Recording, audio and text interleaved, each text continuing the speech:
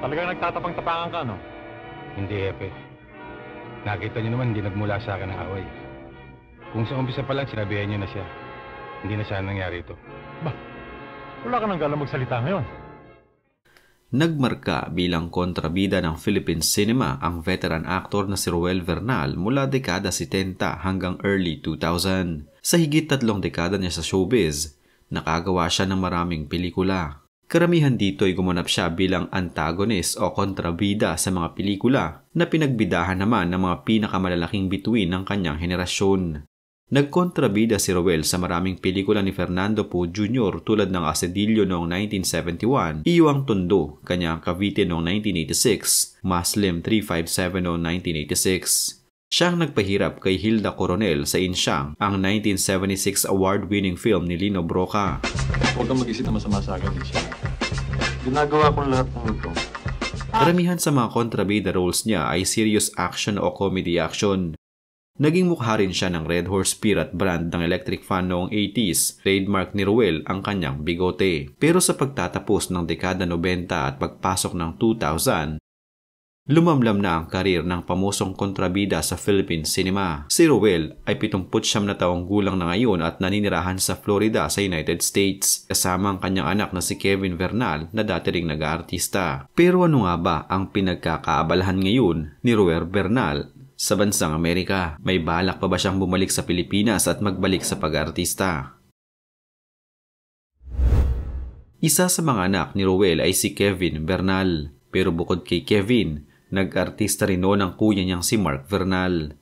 Mula mid-90s hanggang early 2000s, napanood sina Mark at Kevin sa mga TV shows at pelikula ng ABS-CBN. Si Kevin ay nakasama rin sa mga TV shows sa GMA7.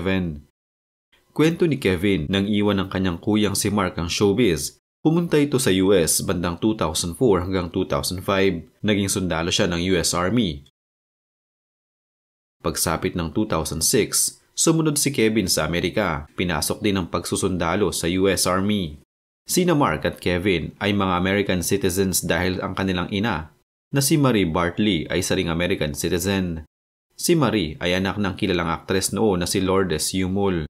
Pagbabahagi ni Kevin, isa siyang investor at nabanggit niya sa interview ang tungkol sa venture niya sa stocks, assets at good investments. Sa kwento ni Kevin, hindi na siya interesado na makabalik sa showbiz. Kabaliktaran naman daw ang gusto ni Mark. Sa Hawaii raw nakadestino ngayon si Mark.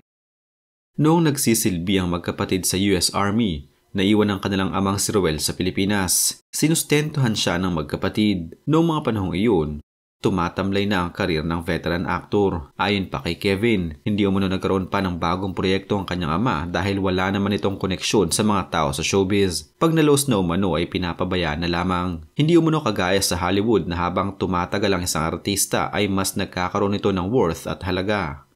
Nagdesisyon si Kevin na ipetisyon ng amang si Roel sa US sa pagitan ng mga 2009 hanggang 2010. May mga napapanood at nababasa raw si Kevin sa social media na sa Washington DC nakatira ang ama. Pero aniya, lumang balita iyon. Binanggit niya na may mga lumalapit sa kanyang ama para ma-interview pero hindi interesado ang batikang aktor.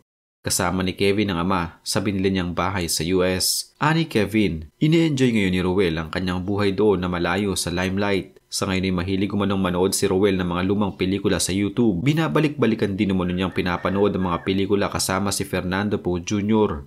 Isa pa umano sa kinahihiligan sa ngayon ng kanyang ama ay ang pag-workout. Halos araw-araw umano ay nasa gym ito para mag-ehersisyo. Kaya naman nasisiguro niyang fit ang kanyang ama. Lahat ni Kevin nagkalat din ng fake news tungkol sa ama sa social media. Noong pandemic, pinakilala ni Kevin sa ama ang Voltes 5, avid fan kasi ng sikat na classic anime si Kevin. Binigyan ni Kevin ng ama ng Voltes 5 action figures, inuna ng larawan at ipinost ito sa social media. Paglilinaw ni Kevin na hindi kolektor ang kanyang ama. Ani Kevin, siya ang kolektor ng action figures. Patunay raw ito na lantaran ngayon ng fake news. Naging biktima rin ng death hoax si Roel na ikinadismaya ni Kevin. Kwento ni Kevin, hindi galit ang kanyang ama sa showbiz, pero medyo masakit daw para sa parte ng kanyang ama na hindi na ito noon nakakatanggap ng mga proyekto. Mas pinipili umano ang mga artistang bago lang at hilaw pa sa pag-arte kaysa sa kanila na veterano na at bihasa na at hinasa na ng kanilang karanasan. Ani Kevin, kaya nilang suportahan at bigyan ng maginhawang buhay ang ama sa Amerika kaya iyon ang ginawa nila. Kahit daw wala siyang proyekto, tiniyak ng magkapatid na matiwasay ang buhay ng kanilang ama dahil kahit noong nasa Pilipinas pa ito. Dahil senior citizen na ang kanilang ama, oras naman na daw ng kanilang ama para siya naman ang alagaan nila. Bukod sa matitirhan, binilhan din ng kotse ni Kevin ang ama. Pero syempre, si Ruel ang nagsisilbing tagabantay ng kanyang mga apo sa anak niyang si Kevin. Hiwalay na ang mga magulang ni Kevin pero nananatili silang mabuting magkaibigan. Gayunpaman ay sinasabi pa rin umano ng kanyang ama na paminsan-minsan ay namimiss nito ang Pilipinas at gawin ang mga nakasanayan na nitong gawin. Simula raw nang lumipad sa US, si Kevin noong 2006, hindi pa siya nakakabalik ng Pilipinas. Nabanggit ni Kevin bago magkapandemya, pinag-iisipan na ng kanyang amang bumalik na sa Pilipinas. Pero bago na magawang makauwi, tumama ang pandemya. Pero balak daw nila itong ituloy pagkatapos ng pandemya at kapag nagpalit na ng administrasyon. Sinabihan daw ni Kevin ang ama na magpatayo sila ng bahay sa Zambales, ang hometown ni Ruel. Nilinaw rin ni Kevin na hindi siya galit sa industriya kaugnay ng sinapit ng kanyang ama pagdating sa kanyang karera. Hindi ako galit sa showbiz. Galit ako sa point na bakit ka nagstay sa Philippines if you don't have a job. Ito raw ang pangunahing konsiderasyon nila noon ni Mark para pasunurin sa Amerika ang ama. Kung sa pagbabalik daw ng ama sa Pilipinas at nais niyang tumanggap ng trabaho ay hindi nila ito pipigilan. Ang hangad daw ni Kevin para sa ama ay i-enjoy na lang niya ang buhay nito.